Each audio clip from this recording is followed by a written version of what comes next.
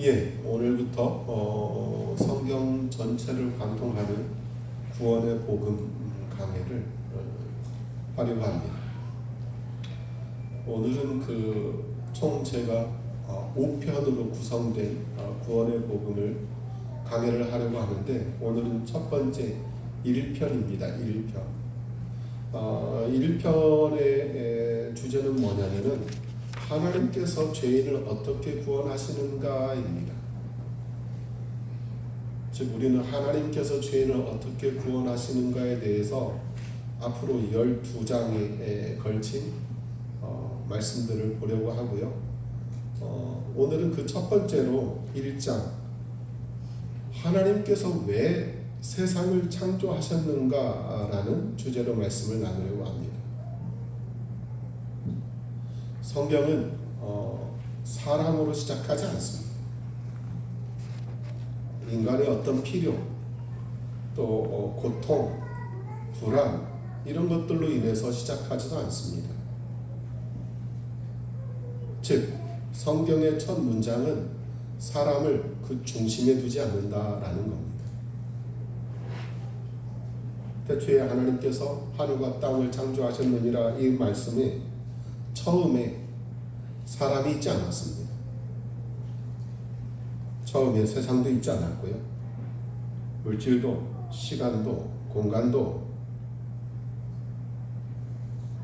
우리가 살고 있는 이 피조 세계의 궁극적인 시작은 결코 아니었습니다.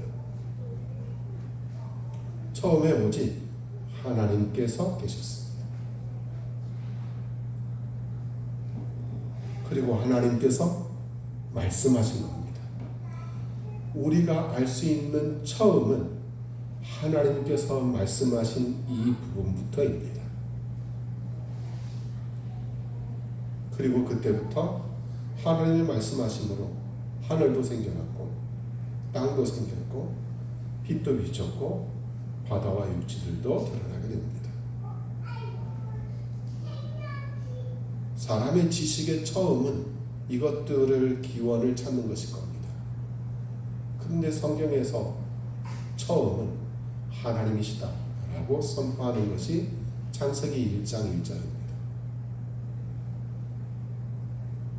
그러면 우리는 가장 근본적인 질문 앞에 서게 되는 것이죠. 첫 번째 질문이 무엇이냐면, 하나님께서는 왜 이 모든 것을 창조하셨을까라는 질문입니다. 두 번째는, 하나님께서 그럼 무엇인가 스스로 부족하셨나? 라는 질문이 될 수도 있습니다.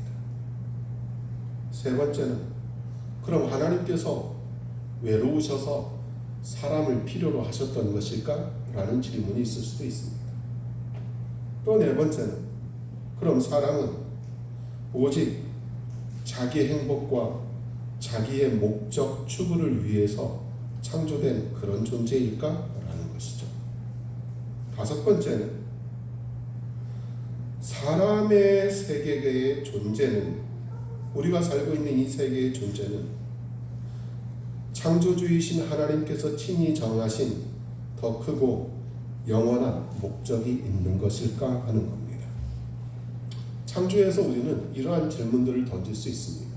이것은 하나님을 믿는 사람들의 질문도 속해 있고, 하나님을 알지 못하는 사람들의 질문도 속해 있는 내용입니다. 이런 질문들은 단순한 우주의 기원, 지구의 기원, 이런 거에 관한 질문이 아닙니다. 사람이 누구인지, 사람은 왜 존재하고 있는지, 죄가 도대체 무엇을 거스른 것을 죄라고 하는 것인지, 그리고 구원이라는 것은 과연 죄인을 어디로 돌이키는지를 결정하는 질문입니다. 제가 분명히 서두에 구원의 복음이라는 큰 전제를 가지고 강해 설교를 드리겠다고 말씀했습니다.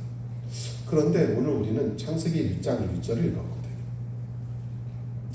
왜 지금 우리는 왜 구원의 복음이라는 얘기를 하면서 창조를 말씀을 먼저 드려야 되느냐 하는 것이죠. 그런데 창조를 제대로 알지 못하면 인간의 죄가 흐려집니다. 오늘 우리가 말씀을 들으면서 이 부분을 분명히 우리가 확실히 우리의 신앙의 중심에 두면 죄라는 것으로부터 또한 구속의 이 모든 것들이 우리에게 어떻게 형성되어지고 어떻게 바라봐야 되는지를 우리가 조금 더 우리의 시선을 확장시킬 수 있을 것으로 믿습니다. 죄가 흐려지면 무엇이 흐려지냐면 구원이 흐려지는 겁니다. 구원은 죄가 선명할 때 선명해지는 겁니다. 그리고 그 구원조차도 흐려지면 이제는 예수 그리스도의 십자가까지도 사람의 행복을 위한 하나의 수단이요 도구로 전락하고 맙니다. 그러니 이거를 거꾸로 거슬러 올라가면 우리의 구원의 복음에서 가장 첫 번째로 우리가 알아두고 시작해야 될 부분이 어디냐면 하나님의 창조부터입니다. 그래서 우리가 먼저 창조주 하나님 앞에 서야만 되는 겁니다. 거기서부터 복음이 시작되는 겁니다. 복음은 단순히 십자가로부터 시작하지 않습니다. 창세기 1장 1절을 우리가 읽었습니다. 태초에 하나님께서 하늘과 땅을 창조하셨느니라. 이 말씀처럼 하나님으로 시작했지만 동시에 성경은 하나님을 증명하려 하지 않습니다. 하나님의 존재를 사람들의 어떤 판단, 그런 기준대에다가 올려놓지 않습니다. 하나님이 존재하신다라는 이 사실을 인간들의 이성에다가 허락을 요구하지도 않습니다. 그냥 성경은 선포하시는 겁니다. 태초에 하나님께서 하늘과 땅을 창조하셨느니라.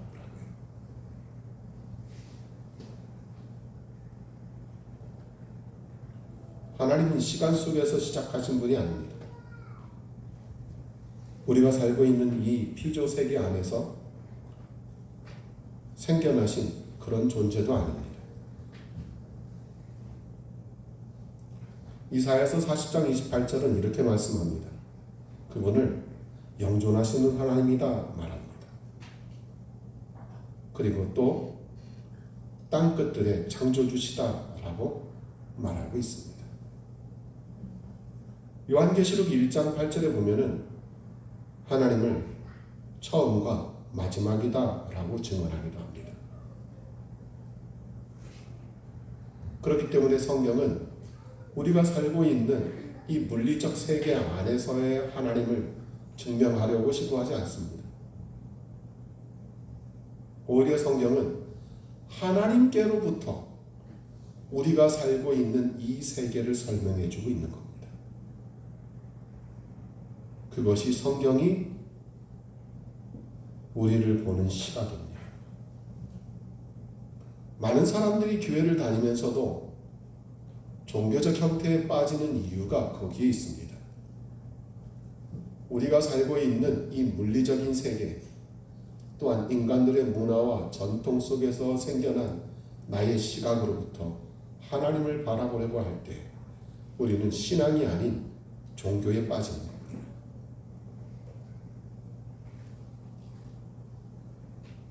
하나님께서 세상을 창조하셨지 세상이 하나님을 만든 것이 아닙니다. 하나님께서 사람을 만드셨지 사람이 하나님을 만들어내고 지어낸 것이 아니죠.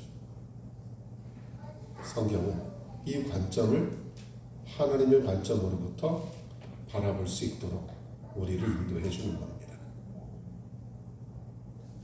히브리서 11장 3절에 보면은 믿음을 통해 우리가 세상들이 하나님의 말씀에 의해서 지어진 것을 깨닫는다라고 우리는 알 수 있습니다.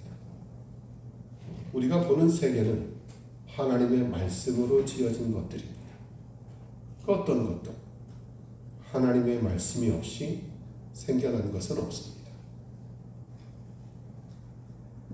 보이는 것들의 궁극적인 근원은 물질 자체가 아닙니다. 그 근원은 보이지 아니하시는 하나님의 말씀과 그분의 권능입니다. 그것이 근원입니다. 이것을 믿는 것이 믿음의 시작점입니다. 이것은 곧 우리 인간들의 교만을 무너뜨릴 수밖에 없는 것이죠. 좀 전에도 말씀드렸듯이 사람은 자기 자신을 중심에 놓고 모든 것을 해석하려는 그런 성향이 있기 때문에 그렇습니다. 심지어 하나님까지도 자기 필요와 자기 감정, 자기의 판단으로 그렇게 하나님을 평가하고 재단하려 하는 것이 인간들의 습성입니다. 하지만 결코 성경은 사람을 그 어떤 심판자의 자리에 앉혀놓지 않습니다. 성경은 단 한 번도 인간에게 그런 권리를 허락치 않습니다. 성경은 분명히 하나님께서 창조주시고 사람은 피조물이다 라고 선포하고 계시는 겁니다. 아멘. 반드시 명심하셔야 됩니다. 단 한순간도 하나님과 우리의 관계 속에서 마치 그분이 내 마음속에서 지어낸 피조물인 것처럼 생각하는 이러한 오류를 절대 범하시면 안 됩니다. 그러므로 이 기초가 무너지게 되면 복음 자체도 인간의 육신적인 중심으로 세상적인 중심으로 변질되는 겁니다.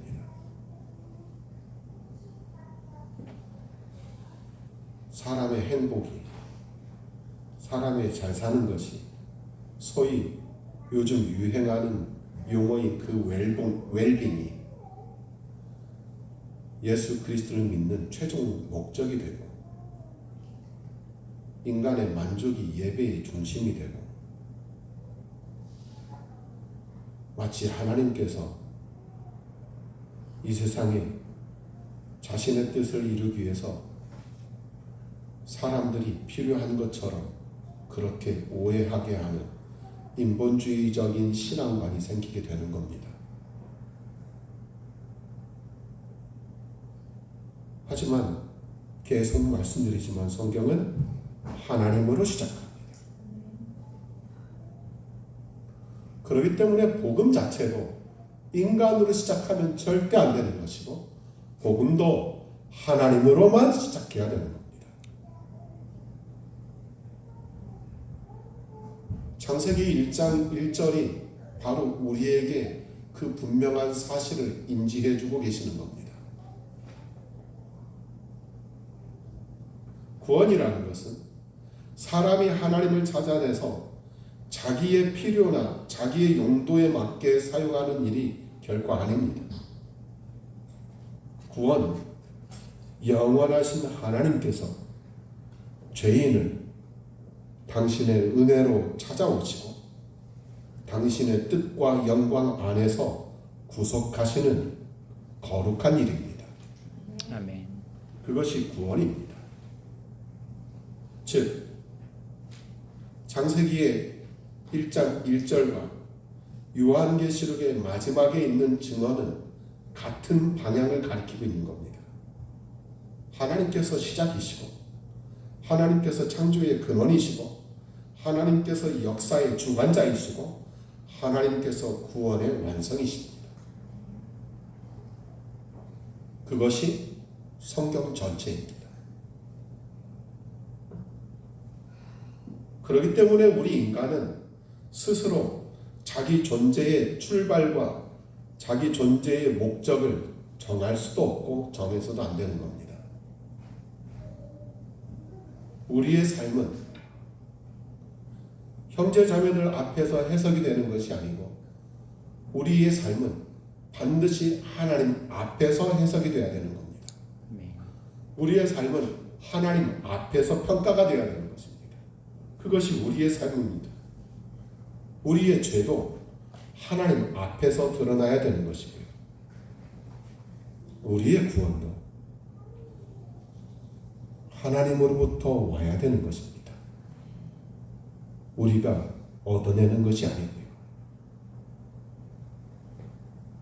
구원의 믿음은 빈손입니다. 쥐는 것이 아니에요. 빈손이에요. 하나님의 은혜가 이 빈손에 우리에게 주어지는 겁니다. 그러니 구원도 반드시 하나님께로부터 우리에게 와야 되는 겁니다. 두 번째는 하나님께서는 스스로 충만하시고 아무런 부족함 없이 창조하셨다라는 사실입니다. 사도행전 17장 24절에서 25절을 한번 같이 읽습니다. 세상과 그 안에 있는 모든 것을 만드신 하나님께서는 하늘과 땅의 주이시므로 손으로 만든 전들에 거하지 아니하시고 또 그분께서 만민에게 생명과 숨과 모든 것들을 주심으로 그분께서 무엇이 필요한 것처럼 사람들의 손으로 경배를 받지 아니하시며. 하나님께서 세상을 창조하신 이유를 말할 때 먼저 우리가 알아야 할 것들 중에 긍정적인 것들과 부정적인 것들이 있는데 먼저 부정적인 것들을 알아야 되는 것이 필요합니다. 오늘 사도행전 17장 말씀을 보시면 하나님께서는 자신이 부족하셔서 세상을 창조하신 것이 아닙니다. 하나님께서는 외로우셔서 사람을 만드신 것도 아니고요. 하나님께서 사람의 섬김과 영광을 받으셔야만 존재하실 수 있어서 그래서 우리 같은 인간이라는 피조물을 만드신 것이 결코 아니다라는 사실입니다. 사도행전 17장 24절에 25절 말씀처럼 사도 바울은 아테네 사람들 앞에서 창조주 하나님을 분명히 선포하고 있습니다. 세상과 그 안에 모든 것들을 만드신 하나님께서는 하늘과 땅의 주이시다라고 선포합니다. 그리고 손으로 만든 전들에 거하지도 아니하신다라고 선포하고 있고요. 무엇이 필요한 것처럼 사람들의 손으로 경배받으시는 분도 결코 아니다라고 선포하고 있는 겁니다. 오히려 하나님께서는 만민에게 생명과 숨과 모든 것을 주시는 창조주시다라고 말씀하고 있는 겁니다. 하나님께서는 사람에게 의존하지 않습니다. 하나님께서는 결코 우리를 의존하시는 분이 아닙니다. 우리가 하나님께 의존하는 겁니다. 하나님께서 사람들을 통해서 어떤 생명력을 받으시는 것이 아닙니다. 우리가 하나님으로부터 생명과 숨을 받은 겁니다. 하나님께서 결코 피조물인 인간을 필요로 하시는 것이 아니고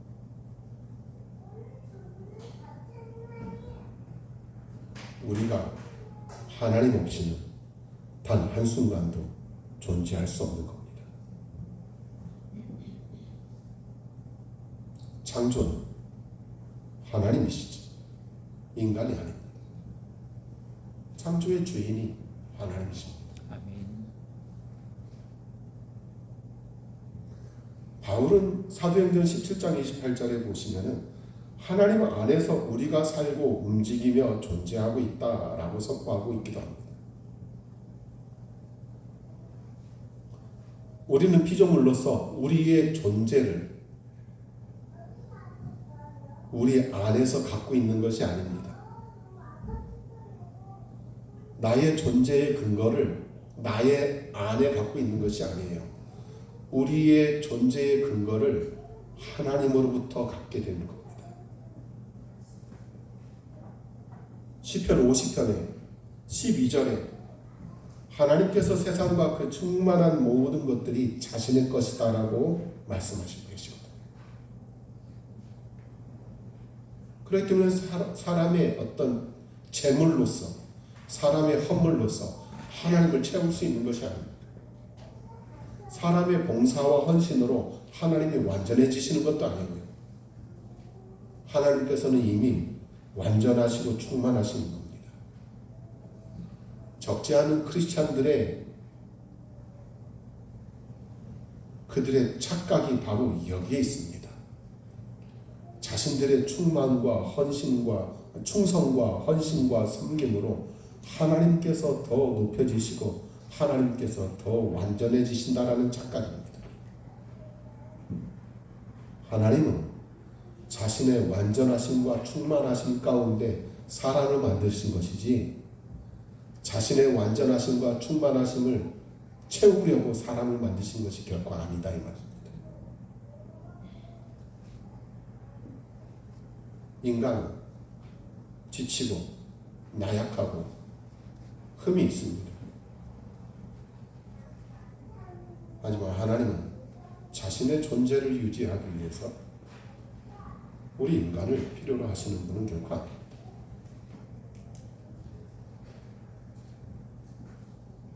요한복음 17장 5절에 보시면은 세상이 창조되기도 전에 아버지와 아들 예수 그리스도 사이에 충만한 영광과 사랑이 있었음을 우리에게 보여주고 있습니다.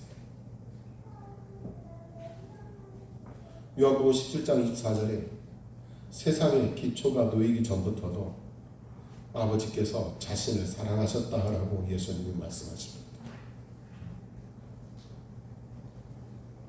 그렇기 때문에 창세기 1장에 있는 창조를 하나님의 어떤 외로움이나 하나님의 어떤 결핍을 충족하기 위한 행위로 이해하려는 시도를 가져서는 절대 안 됩니다. 하나님께서는 창조 이전부터 이미 영원한 하나님이셨고 영광스러우셨고 완전하신 분이십니다. 아멘. 그러므로 창조는 하나님의 충만하신 뜻과 기쁨에서 나온 일이지 그분의 결핍이나 그분의 불완전이 결코 아니다 이 말입니다. 이 사실을 바로 알아야 우리 인간들은 스스로 자신을 낮출 수 있는 겁니다.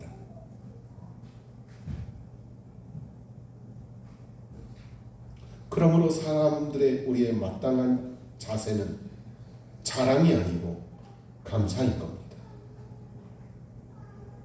교만이 아니라 하나님을 두려워하는 경외입니다.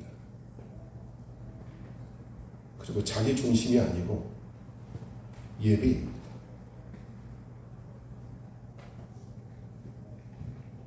우리가 창조를 바로 알아야 우리 자신의 위치를 하나님 앞에서 바르게 놓을 수 있다 이 말입니다. 그것이 감사이고 경외이고 예배인 겁니다.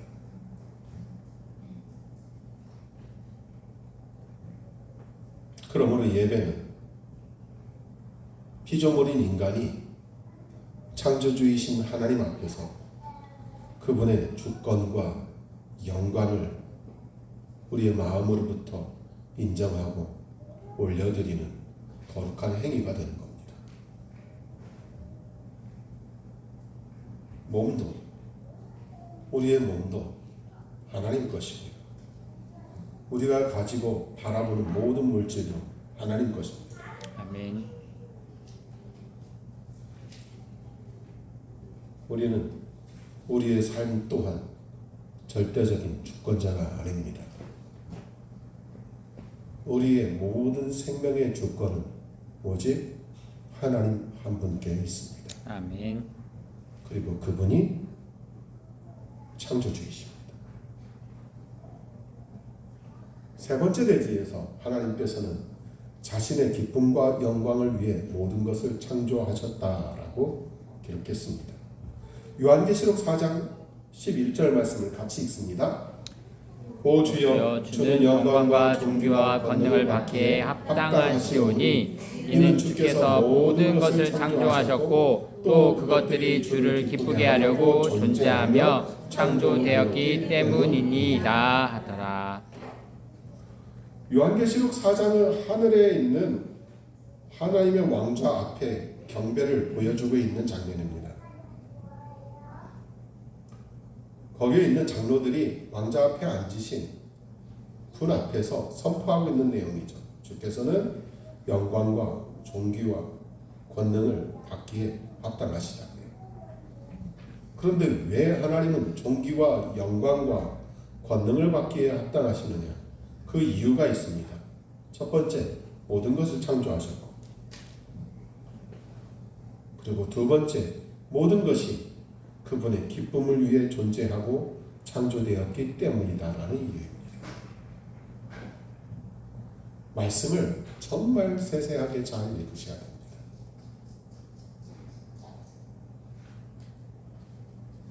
창조의 최종 목적은 우리 인간이 아닙니다. 우리의 편리도 아니고 우리의 발전도 우리의 만족도 아닙니다. 창조의 최종적인 즉 궁극적인 목적은 창조주이신 하나님의 기쁨과 영광입니다. 신앙생활 하실 때 정신 차려야 됩니다. 우리는 신앙생활에서 일상의 신앙생활은 하나님으로부터 우리의 기쁨과 영광을 구하는 삶을 계속 이루어지기를 하나님께 구하는 그러한 종교적인 형태를 취할 때가 너무도 많습니다.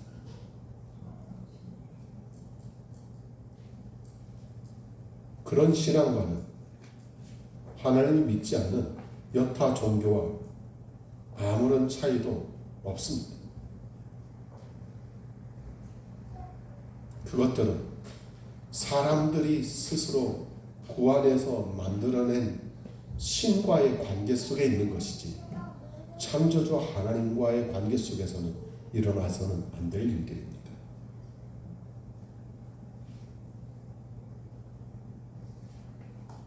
즉 하나님을 떠나서 자기 목적을 세울 때 우리는 육신적으로는 자유로운 것 같지만 하나님의 말씀에 비춰보면 우리는 하나님께서 창조하신 그 목적을 상실하게 되는 겁니다. 이건 너무도 중요한 겁니다. 하나님의 목적이 내 안에서 상실되어 버리는 겁니다.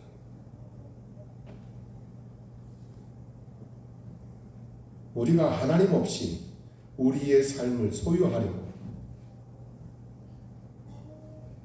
더 영광스러워지려고 우리가 그 무엇인가를 자신을 주체로 놓고 행할 때 우리는 하나님께로부터 지음받은 목적을 멀어지게 되는 겁니다. 점점 더 우리가 하나님과 더 멀어져 나가게 되는 것이죠.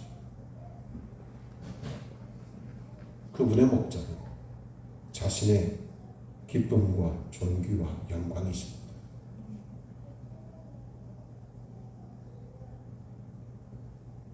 시편 19편 1절에 보시면 하나님이 하늘들이 하나님의 영광을 밝히 드러내고 궁창이 그분의 손으로 하신 일들을 보인다라고 말하고 있습니다.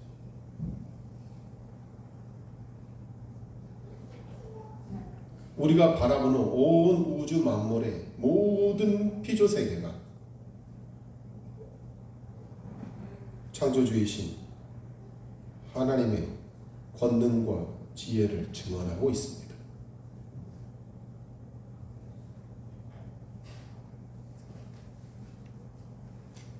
하지만 그 해나 달이나 별은 결코 인간이 물 떠놓고 손 빌며 빌고 경배해야 될 대상이 아닙니다.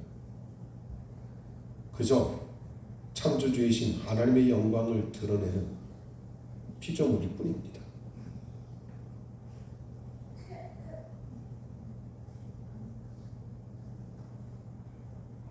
이사야 43장 7절에서도 곧 내 이름으로 불리는 모든 자니 이는 내가 내 영광을 위하여 그를 창조하였고 내가 그를 지었기 때문이다 라고 말씀하고 있습니다.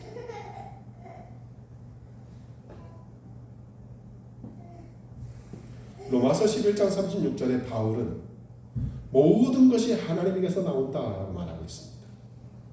그리고 하나님을 통하고 하나님께로 돌아가기 때문에 그분께 영광이 영원히 있다라고 말하고 있습니다. 고린도전서 10장 31절에 보시면 무엇을 하든지 다 하나님의 영광을 위하여서 하라고 또 그렇게 교회에게도 가르쳐주고 있습니다. 사람은 자신의 가치를 높일 때 참된 사람이 되는 것이 아닙니다.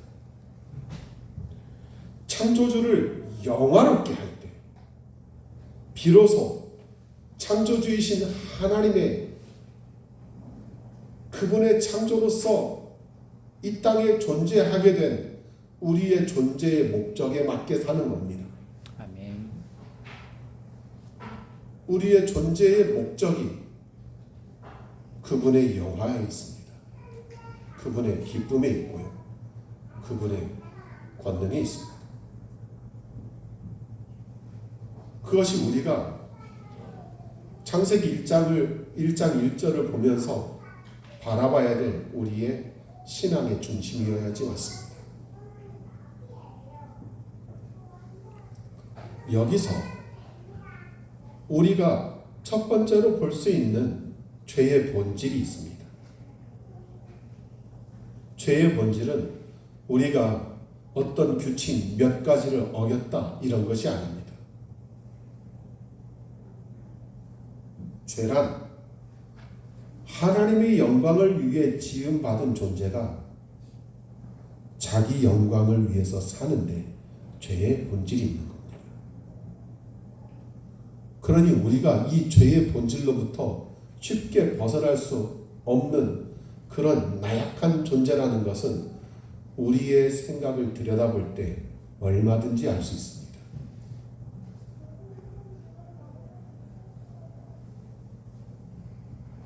죄는 하나님께 감사하고 그분을 영화롭게 해야 될 피조물들이 자기 자신을 삶의 중심에 두는 데 있는 겁니다. 그것이 죄의 본질입니다. 로마서 1장 23절에 사람들이 창조주의 영광을 썩어질 사람, 새, 네 발 달린 짐승, 기어다니는 것들의 형상으로 바꿨다라고 말하고 있습니다. 그리고 그런 것들을 놓고 빌죠. 이처럼 죄는 영광의 방향을 바꾸어 버리는 반역입니다.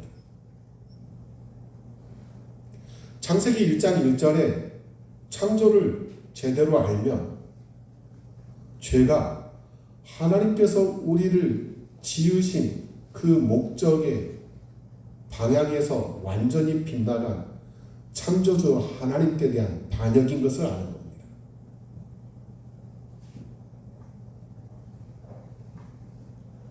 죄는 그 하나님의 영광을 거절하는 겁니다. 그것이 죄의 본질이에요.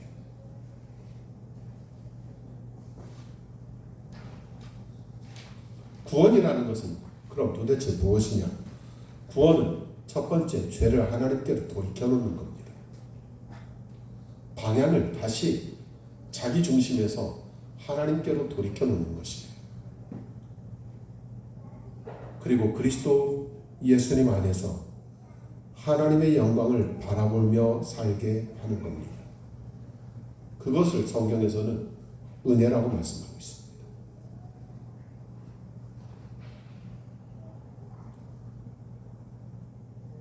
시편 33편 6절을 같이 읽습니다.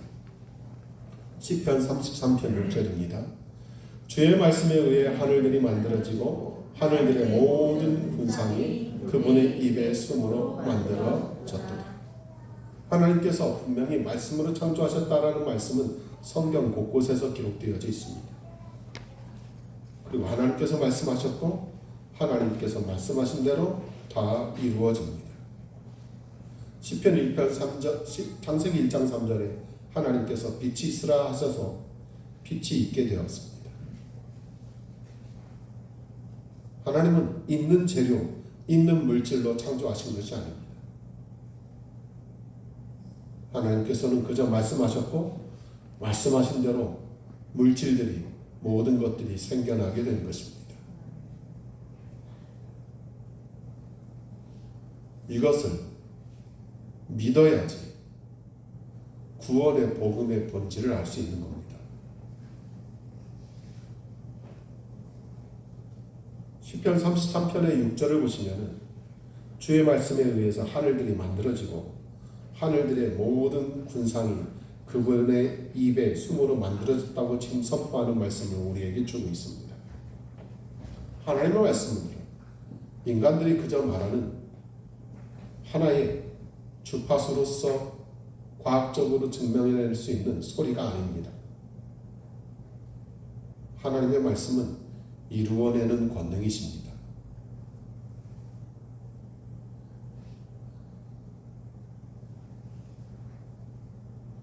하나님께서 말씀하신 때 존재를 불러내는 겁니다. 창조는 혼돈 속에서 이루어진 어떤 우연의 존재가 우연이 아닙니다. 하나님의 창조는 질서입니다.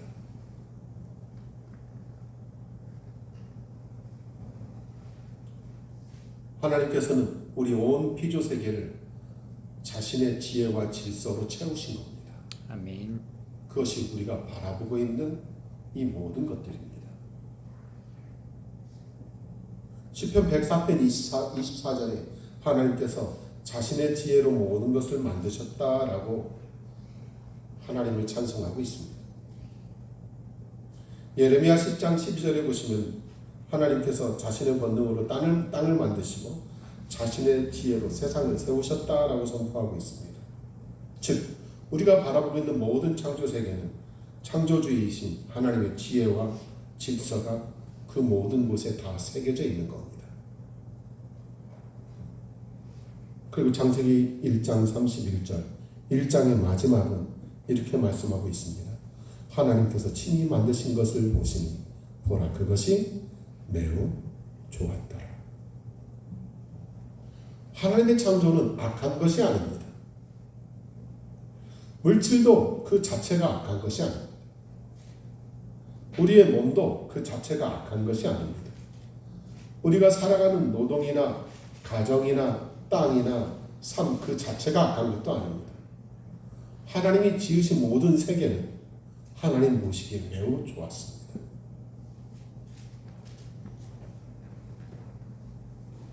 문제는 창조 자체가 아닙니다. 문제는 죄입니다. 물질 자체가 어떤 문제가 되지 않습니다. 문제는 그 물질들이 피조물을 창조주보다 더 사랑하고 그것들을 섬기는 타락한 마음이 문제인 겁니다. 우리의 몸 자체가 악한 것이 아닙니다. 문제는 우리가 죄의 지배 아래서 사람의 우리의 육신과 욕망과 우리의 의지를 왜곡해서 하나님의 뜻을 거스름으로 하나님을 반역하게 하는 데 있다는 겁니다. 그것이 문제인 겁니다. 창조의 말씀은 어디와 관통되어서 연결되어져 있냐면 복음과 연결되어져 있는 겁니다.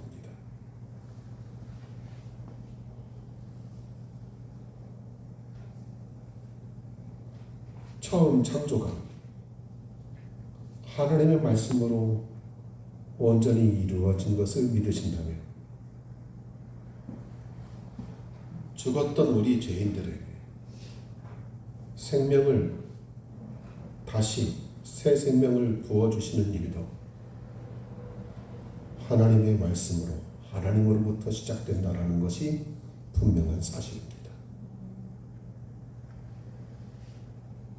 인간은 그 어떤 매개체도 어떤 능력자도 어떤 주체도 되지 않습니다.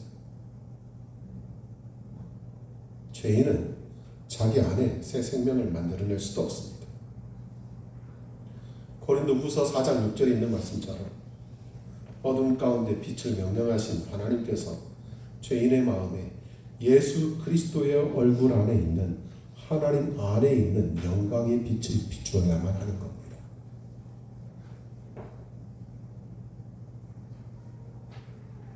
그러므로 창조의 말씀은 구원 안에서 새로운 창조를 이해하게 할 수 있는 기초입니다.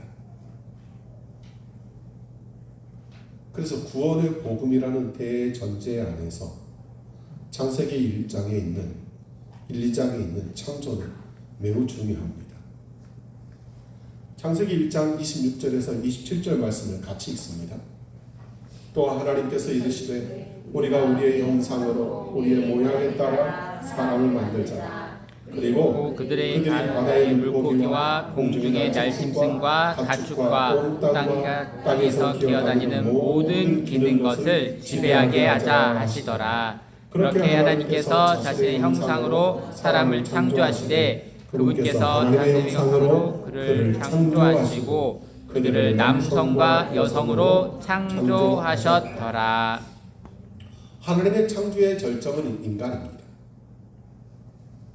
하나님께서는 빛, 하늘, 땅, 바다, 식물, 해, 달, 별, 그리고 생물들 이런 것들을 순서대로 창조하셨습니다. 그리고 맨 마지막에 사람을 하나님의 특별한 방식으로 만드셨습니다. 그것이 우리가 바라볼 수 있는 창세기 1장의 내용입니다. 그런데 사람은 다른 어떤 피조물들보다 더 발달한 그런 존재로 기록되지 않습니다. 물론 신화론주의자들은 그렇게 믿지만 사람은 하나님의 형상대로 지음받은 겁니다. 아멘. 다른 동물들보다 더 발달한 고등생물로 진화하는 것이 아니다 이 말입니다.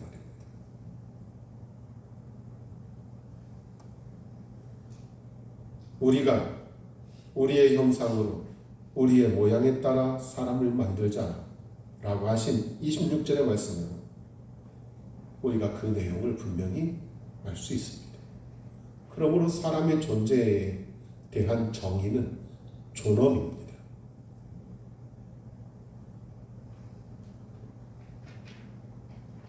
창조론이 무너지면 인간 존재의 존엄에 대한 개념이 무너집니다.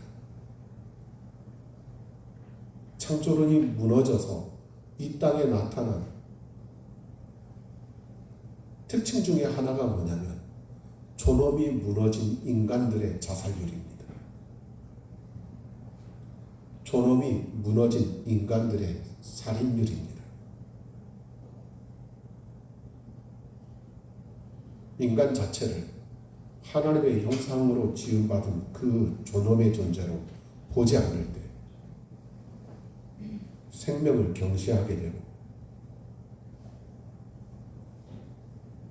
우리가 마땅히 하나님 안에서 지켜야 될 도덕률을 스스로 자기 마음속으로 폐기해버리는 겁니다.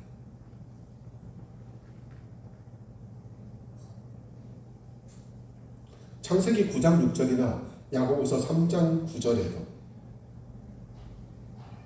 우리가 알 수 있는 것은 인간의 타락 이후에서도 성경은 우리가 여전히 하나님의 형상으로 지음받은 사실을 계속해서 말씀해주고 있습니다. 이걸 기억하셔야 됩니다. 비록 우리가 죄 가운데 있는 그러한 열악한 존재다라고 생각할 수도 있지만 우리는 그 가운데에서도 여전히 하나님의 형상으로 지음받은 그 존재 자체는 완전히 소멸된 것은 아니다라는 겁니다.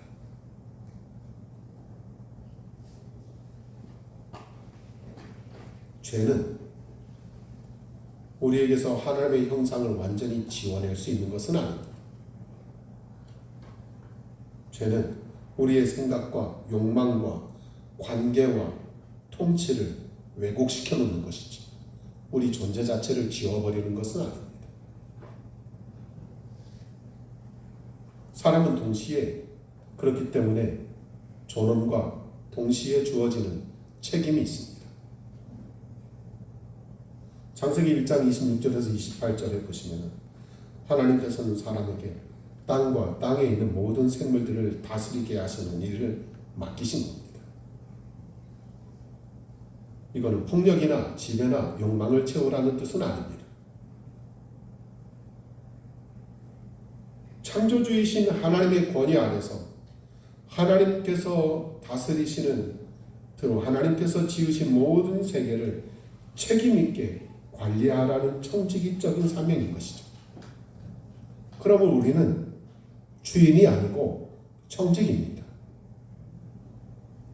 이 땅에 사는 예수 그리스도를 믿는 사람들만이 아니라 믿지 아니하는 모든 사람들도 주인이 아니고 청직인 겁니다. 우리는 소유자가 아닙니다. 맡은 자이죠. 결코 소유자가 아닙니다. 우리는 피조물입니다.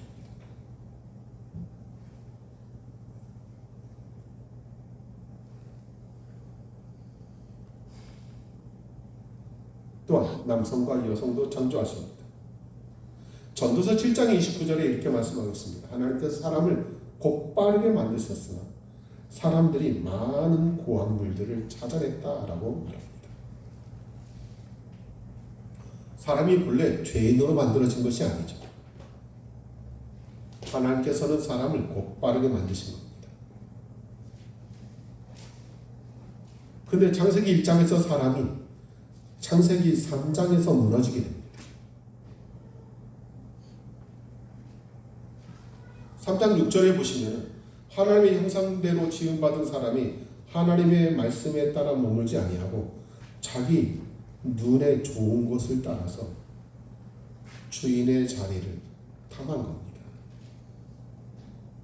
자기를 지으신 창조주의 자리를 탐한 거예요. 그러니 우리의 존엄과 우리의 영광스러운 책임이 죄 안에서 왜곡되어져 버린 겁니다.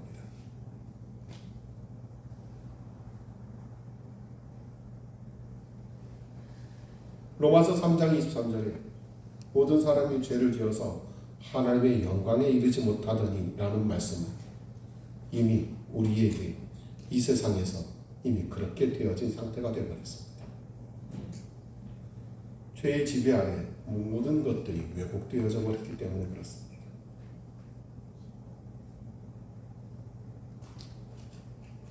구원은 죄인인 우리가 인간으로서의 우리의 존엄을 회복하는 게 아닙니다.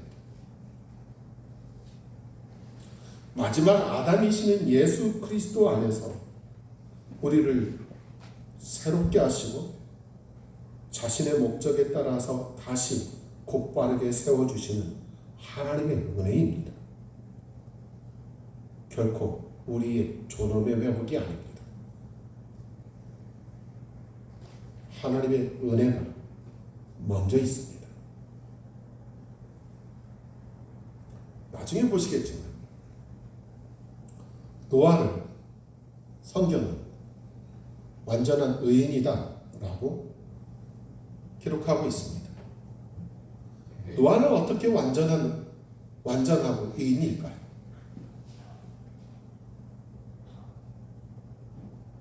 창세기를 보시면 노아는 당대의 완전한 자고 의인이다라는 말씀 앞에 기록된 한 구절이 있습니다. 그는 하나님의 은혜를 받은 자다라고 기록되어 있습니다. 세상의 어떤 인간도 완전하고 의로워서 은혜를 받는 자는 없습니다. 반드시 기억하셔야 됩니다. 은혜를 받아서 완전하고 의로움에 하나님의 판결을 받는 것이지, 의롭고 완전해서 은혜를 받을 수 있는 인간은 세상에 없어요. 모든 성경이 창조주이신 하나님과 피조물인 인간과의 관계 속에서 항상 이렇게 기록되어져 있습니다. 이제 오늘 말씀에 더 중심으로 들어갑니다. 요한복음 1장 3절입니다. 같이 있습니다. 모든 것이 그분에 의해 만들어졌으니 만들어진 어떤 것도 그분 없이 만들어진 것은 하나도 없었더라. 이제 신약에서 예수 그리스도께서 구속의 때에 나중에 등장하신 분이 아니고 창조와 구속의 그 중심이시다라는 것을 드러내는 것이 요한복음입니다. 창세기에서 태초에 하나님께로부터로 이렇게 시작이 되어 있다면 요한복음 태초에 말씀이 계셨다로 시작하고 있는 겁니다. 이것은 창세기부터 구약에서부터 신약까지 하나로서 관통하는 개념입니다. 창조는 예수 그리스도와 분리될 수 없다라는 것을 말씀하고 있습니다. 골로새서 1장 17절의 말씀처럼 예수 그리스도께서는 모든 것보다 먼저 계시고 모든 것이 그분에 의해 존재한다라고 말씀하고 있는 것을 또 우리가 보면 알 수 있습니다. 그러므로 우리의 삶도 그리스도 앞에서 해석이 되는 겁니다. 인간들의 죄도 예수 그리스도 앞에서 드러나는 것이고요. 인간들의 구원도 예수 그리스도 안에서만 이루어지는 겁니다. 아멘. 그분은 창조주이십니다. 죄는 하나님이신 예수 그리스도를 위해 창조된 존재가 예수 그리스도께 돌려야 될 영광을 거절하는 겁니다. 이것이 죄의 본질이다라고 계속 말씀드리고 있습니다. 그리스도의 주권을 거절하고 자신의 자아를 예수 그리스도의 왕좌 그 보좌에 앉히려고 하는 반역입니다. 죄는 하나님께 반역하는 겁니다. 내 주인의 자리에 나의 왕이신 예수 그리스도를 앉혀드리지 아니하고 내가 앉아있기 때문에 그렇습니다. 그러니 그거는 반역입니다. 그런데 그 창조주가 구속주로 이 세상에 오신 것입니다. 그런데 세상이 그분을 알지 못했습니다. 백성들은 그분을 왕으로 받아들이지도 않았죠. 하지만 요한복음 1장 12절에 있는 말씀처럼 그분을 받아들이고 그분의 이름을 믿는 모든 자에게는 하나님의 아들들이 되는 권능을 주셨다라고 성경은 기록하고 있습니다. 이게 창조와 구속의 하나의 연결입니다. 창조주께서 죄인을 구속하기 위해서 오셨다라는 겁니다. 그분께서는 창조의 목적에서 벗어난 죄인을 십자가에서 자신의 피로 속량하신 겁니다. 그리고 그 죄인들을 다시 자신에게서 하나님께로 돌이켜 놓으시는 겁니다. 그리고 예수 그리스도 안에서 다시 우리를 새로운 피조물이 되게 하여 주신 겁니다.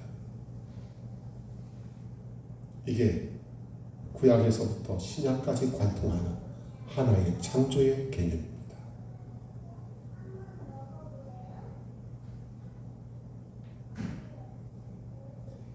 그러니 우리가 새로운 피조물로 사는 겁니다.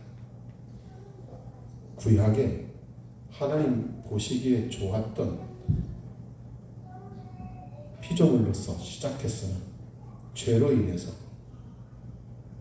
그 자리에서 쫓겨나게 된 죄인이 다시 하나님 앞에 성령과 말씀으로서 새로 지음을 받은 새로운 피조물로서 다시 시작할 수 있게 되는 겁니다.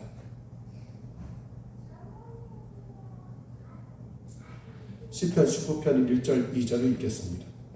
같이 있습니다. 그들이 하나님의 영광을 밝히 드러내고 궁창이 그분의 손으로 하신 일을 보이는도다. 낮은 낮에게 말하고 밤은 밤에게 지식을 보이는도다. 창조 세계는 결코 침묵하지 않습니다. 하나님께서 영광스러운 창조주이심을 분명히 증언하고 있다라고 성경은 기록하고 있습니다.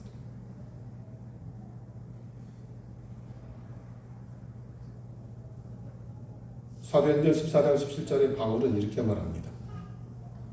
그분께서 선을 행하시고 하늘로부터 우리에게 비를 주시며 열매가 풍성한 계절을 주시고 음식과 기쁨으로 우리의 마음들을 채워주심으로써 증거 없이 자신을 내버려 두지 아니하셨느니라 라고 말씀하고 있습니다.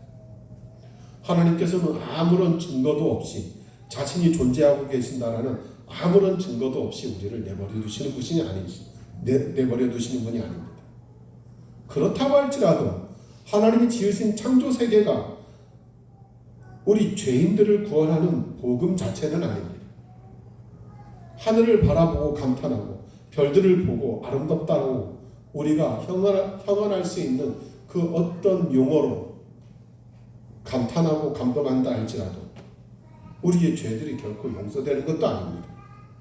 구원은 오직 예수 그리스도 복음으로만 이루어집니다.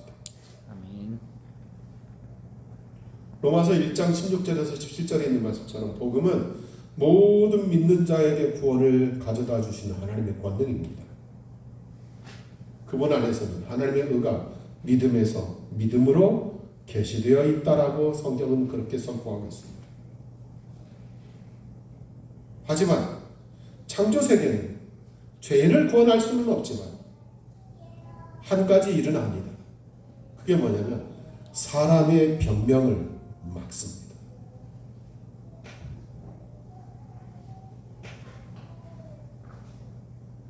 하나님이 계시다라는 증거가 창조 세계들을 통해서 우리에게 들려지고 있다라는 말입니다. 그런데 사람은 그 모든 죄가 로마서 1장 21절에 있는 말씀처럼 하나님을 알되 그분을 하나님으로 영화롭게 하지도 않고 하나님을 알되 그분께 감사하지도 않는 데 있다라는 겁니다.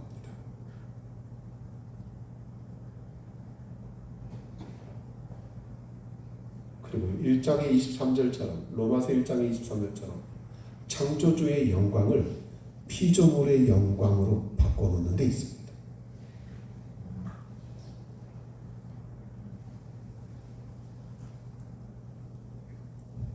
로마서 1장 25절에 죄의 절정이 나옵니다. 그게 뭐냐면 하나님의 진리를 거짓으로 바꾸고 창조주보다 피조물을 더 경배하고 섬긴다라는 데 있는 겁니다. 이게 죄의 어둠의 속성입니다. 죄를 왜 어둠이라고 말하냐면 바로 이 부분을 가리켜서 말하는 겁니다. 창조세계는 하나님의 영광을 분명히 증언하고 있고 사람은 늘 하나님이 존재하고 계신다라는 그 증언 앞에서 우리가 서 있는 겁니다.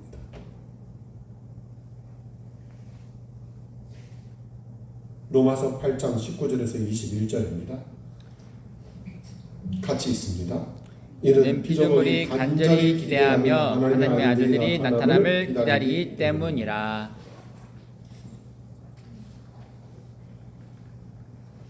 피조물이 헛된 것에 복종하게 된 것은 자진해서가 아니고 소망 가운데서 복종하게 하신 분 때문이다 라고 성경은 말하고 있습니다. 그래서 피조물도 그 자신이 썩어지면서 속박에서 해방이 돼서 하나님의 자녀들의 영광스러운 자유에 이를 것이다 라고 성경은 기록하고 있습니다.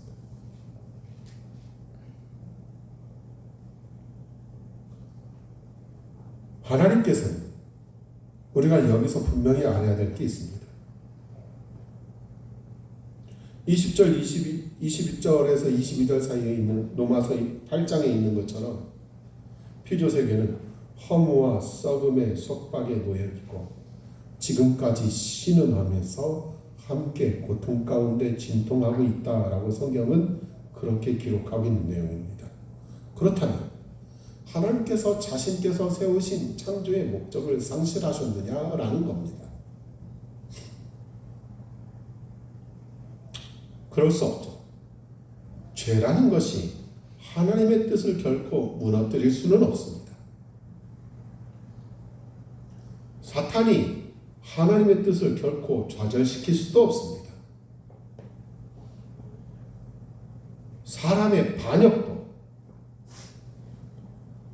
하나님께서 이루실 최종 목적을 결코 폐할 수도 없는 겁니다.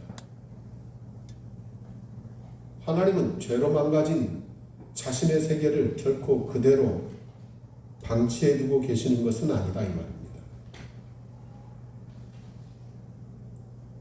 그렇기 때문에 바울은 처음 창조의 빛과 복음의 빛을 하나로 연결시켜 놓습니다.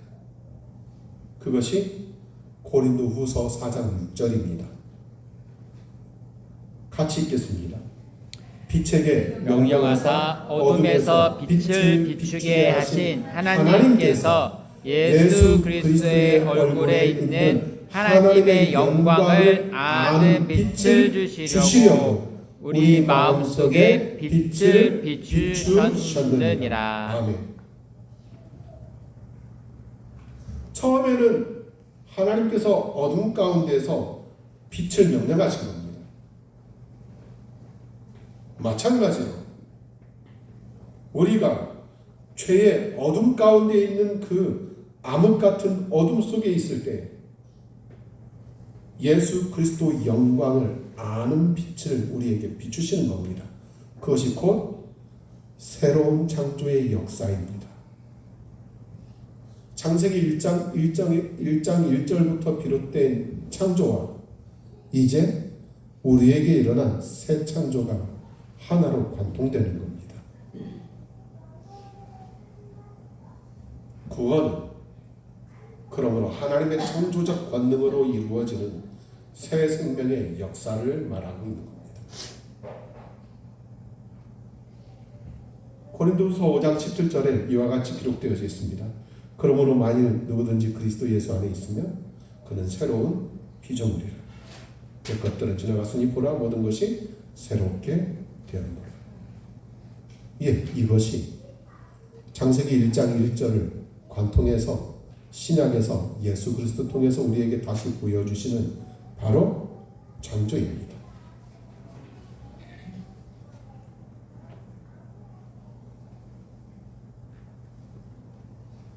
이 새 창조는 그저 우리의 인간의 혼의 구원에서 멈추는 것이 아닙니다. 계시록 21장에 있는 것처럼 땅도 사라지고 새 하늘과 새 땅으로 다시 시작합니다. 하나님의 창조는 창세기 1장에서 끝난 것이 아닙니다. 죄로 인해서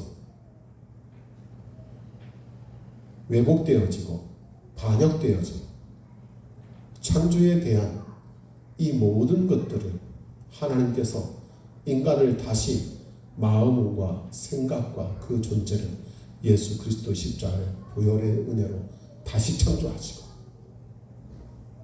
하나님의 뜻에서 하나님 보시기에 좋았다고 기록된 그 모든 것들이 죄로 인해서 고통과 신음 가운데서 왜곡되어져 버린 그 모든 상태를 하나님께서 새 하늘과 새 땅으로 다시 시작하시는 겁니다. 굳이 재창조설을 얘기하신다면 우리는 거기에서 볼 수 있습니다. 창세기 1장 속에서 재창조서를 찾으시면 절대 안 됩니다.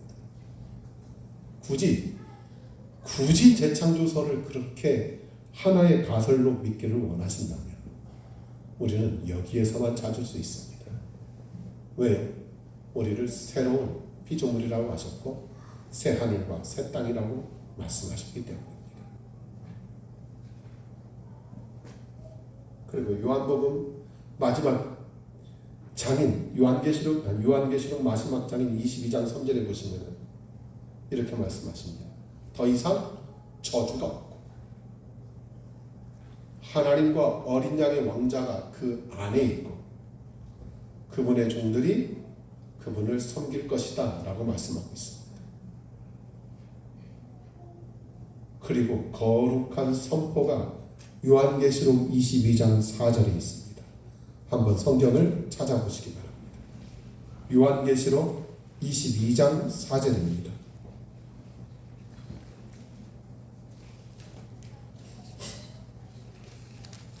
요한계시록 22장 4절 말씀입니다. 찾으셨습니까? 우리 안효준 집사님 청아한 음성으로 크게 읽어주시기 바랍니다.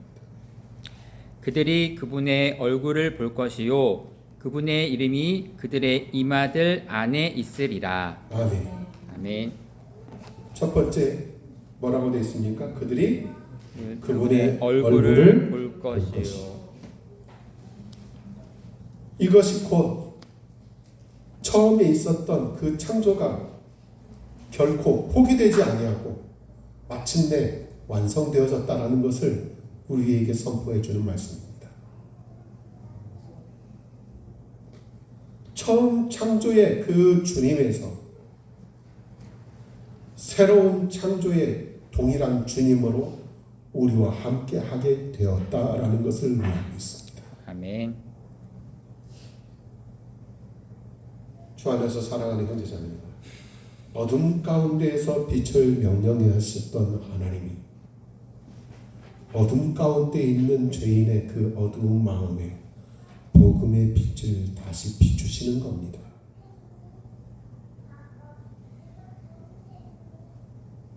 이것이 창세기부터 계시록까지 관통하는 태초에 하나님께서 하늘과 땅을 창조하셨느니라는 말씀에서 비롯된 창조의 이야기입니다.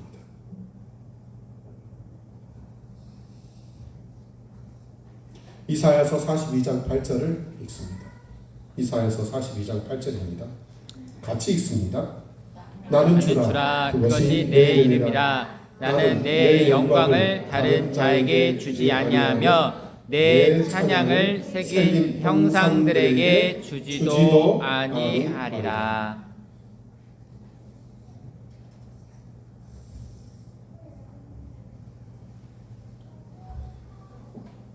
교회 생활을 통해서 우리는 신앙을 점검하려고 합니다.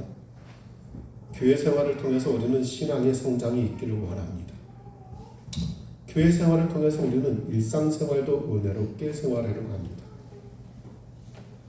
그런데 주 안에서 사랑하는 형제자매님들, 우리 크리스찬들에게도 세상 사람들과 마찬가지로 우리에게 필요한 것은 그러한 단순한 위로나 어떤 뒤틀린 거나 구부러진 것들을 바로잡는 교정에서 있지 않습니다.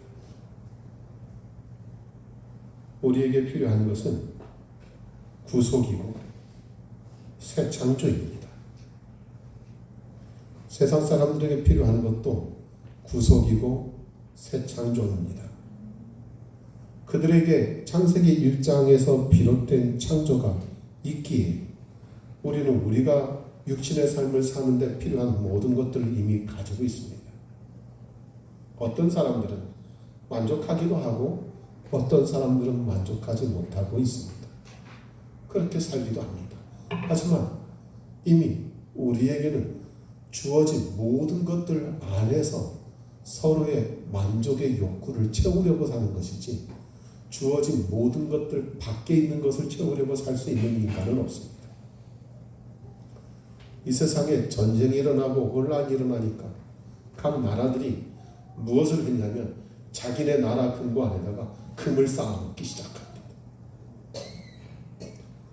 금을 제 아무리 많이 쌓아본들 하나님이 만드신 창조 세계 안에 있는 것들에 지나지 않지 그 외의 것들을 더 추가할 수 있는 것은 아닙니다.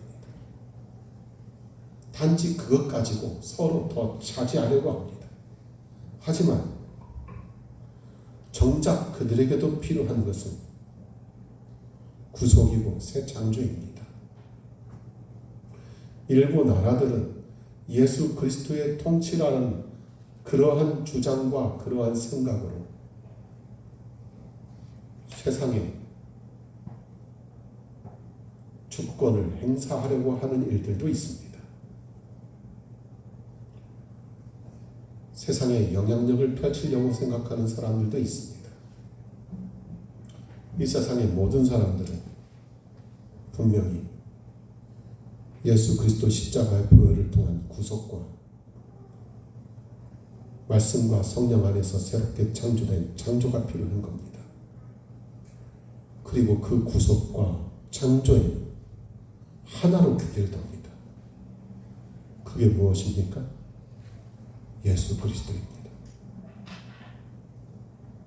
창조를 알아요. 내 죄가 보입니다. 왜냐하면 내가 창조의 목적대로 살고 있는지 창조의 목적대로 살고 있지 아니한지를 알 수 있기 때문에 그렇습니다. 창조를 믿지 아니하면 내 죄는 흐려져 버립니다. 그러면 예수 그리스도의 십자가를 통한 구속도 내게 의미가 없어지게 되는 겁니다. 그것이 허황된 인간들의 다툼으로 그렇게 끝나게 되어버리는 겁니다.